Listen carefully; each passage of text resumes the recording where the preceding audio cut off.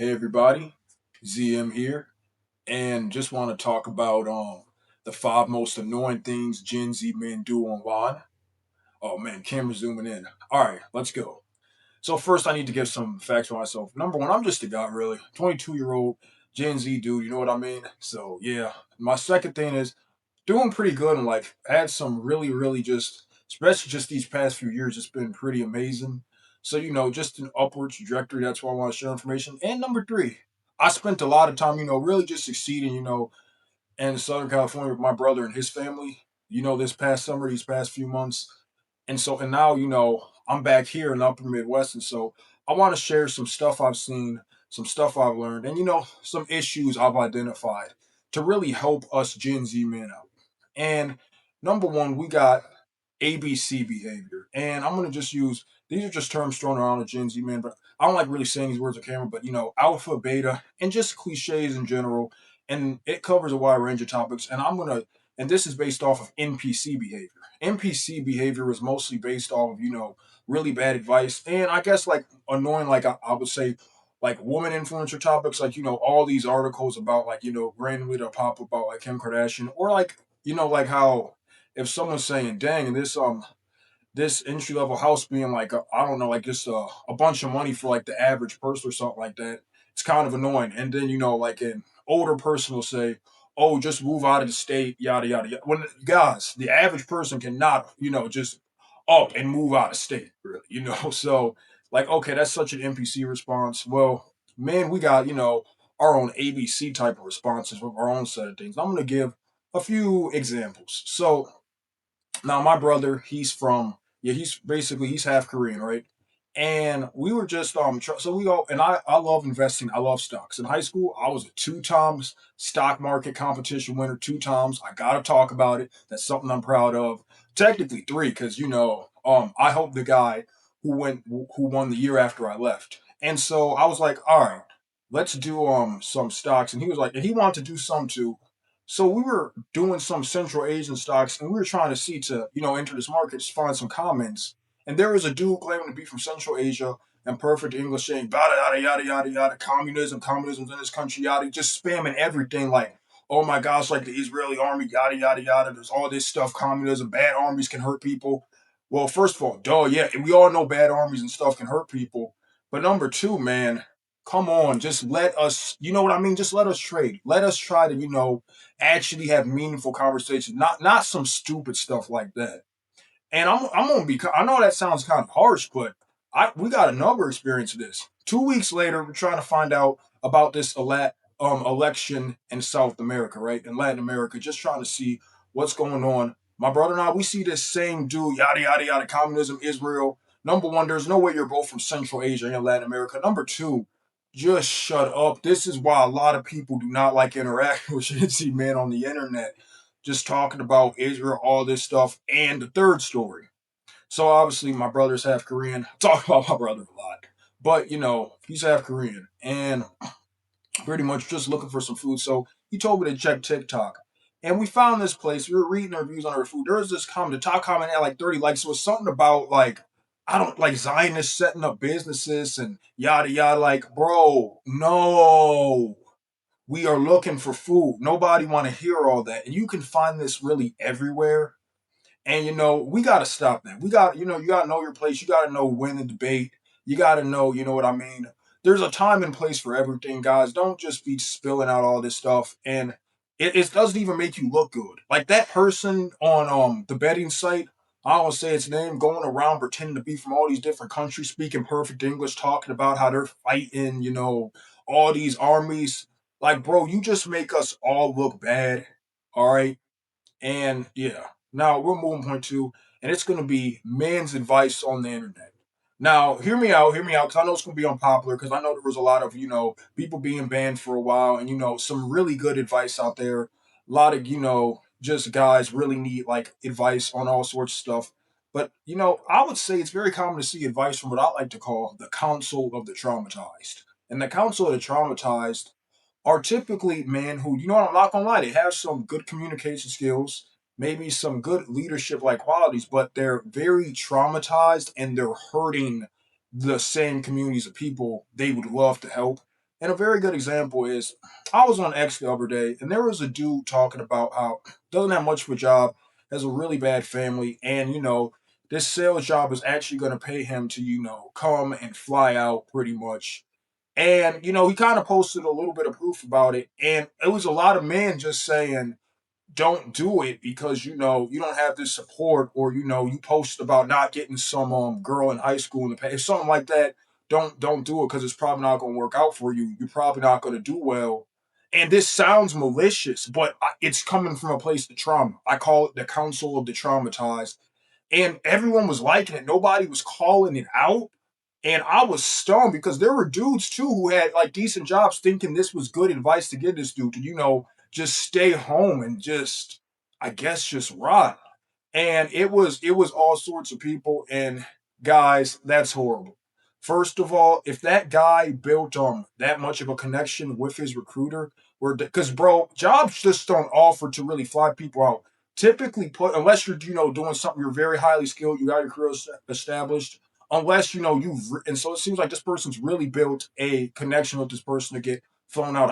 I probably assume it's probably some type of sales job or no flat rate where they go out and work, but that would be good. It would instill discipline. It would instill, some integrity. And, this kid just being away from a bad situation.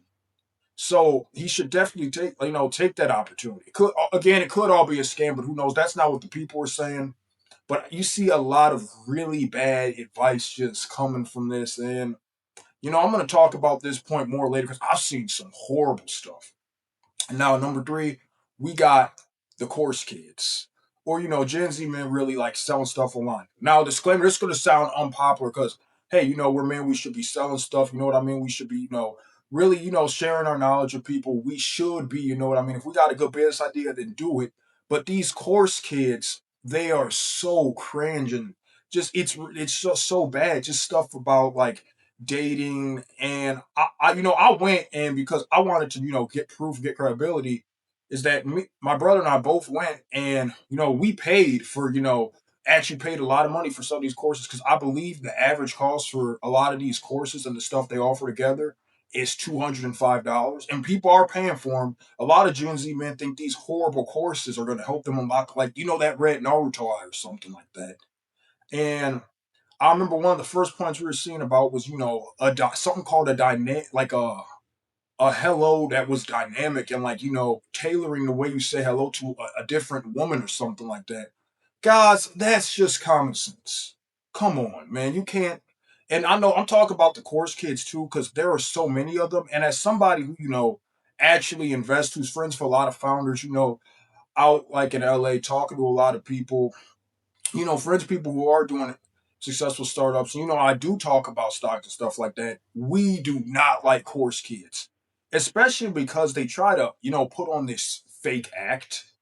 They put on this very, very fake act, and I really dislike it because when they try to act like anti-academic, like don't go to college or don't leave the house, like yeah, stuff like not leaving the house. But then when they're around like people I was talking to, like just in LA or in general, they were just so desperate for validation. And not only that, they just make all men setting up like a business look kind of bad and kind of scammy. And I just like that. And just know these course kids, just gotta stop. You just gotta stop, guys. You guys, please stop. Now, let's get into point four. And point four, I'm going to talk about reduce, reuse, recycle. And this again is tailored towards the content, and advice men give each other a lot of issues in, that sphere. And a lot of it has to do with just the simple fact that it all sounds the same and it's very much in an infomercial style. And I'm going to give you an example. So I watched this dude make some chart about the roadmap to a woman or something. Because I actually go and I actually watch hours of this content and stuff before I go and made this videos. Yes, I spent an hour and a half just looking at this stuff. It got boring by like 18 minutes in, but I'm trying to help people out. So I went and I watched it, and it was clear this guy was trying to sell something. Like he wasn't trying to really help anybody like out, and he gave like really vague advice. And people were saying, "Dang!" in the comments, "I wish I had the money to join this course. I wish I had the money to join this course." And wow, that's good. Can you just elaborate more? Or just people who like this guy's personality were paying, but no one being helped really. You know what I mean? Because And then there was a girl who made a video about something very similar, like something about a chart for crushes, and she gave personal stories. She had like a lot of, really, really good stuff. And charts, come on, guys, that's supposed to be our thing. So, it's just like, yeah, but this girl, she knocked it out of the park. I have to give her props where props is due. And I really like this infomercial style. And a lot of it, a second factor is too, it's really like people don't like sharing personal stories about themselves or just realistic stories and like showing the real them, which I think is definitely needed right now. You need personal stories and stuff like that. You know what I mean? Because I think like everyone's really looking for connections and stuff like that, but like this void infomercial stuff trying to help people, that's just adding to the problem. You get what I'm saying? Like we need. That's why I share like stories like my brother. Like I really do. I look up to my brother a lot. I really do. And now we're going to get into like our fifth and final point, and this got to be the TV talk. I remember one of the videos I saw, and it was quite popular, and it was saying, young men with that, like not having that much social success in high school or whatever, they need to figure out how to properly declare war on their enemies. Well, first of all, whoa, you know the era we're living. Why I say something like that? But not only declare war on enemies, just like all this stuff, like complete these trials, and that's not what's needed. All right, I disagree with that. I don't think that's what's needed. I think what's really needed is somebody who's gone through stuff, someone who succeeded, somebody who's had actually successful like mentors. Share stuff about themselves, be open, and really try to build like an actual community. Like just be genuine. You know what I mean? Like you don't need to have this hyper dramatic talk. I call it almost verbal clickbait where you see a video, it's got these thumbnails, it's got like all these like it's got actors and it's like a huge thumbnail, all these colors, and you watch the video, it's some robot like la la la la la. You're like, okay, no, this is not what I want to watch. I call it verbal clickbait, right?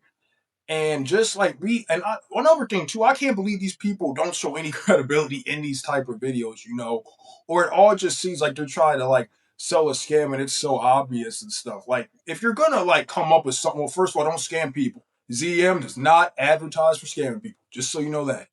But make something engaging, make it interesting, make it something that helps people and something that's interesting. Don't use this dramatic TV show talk. You know what I mean?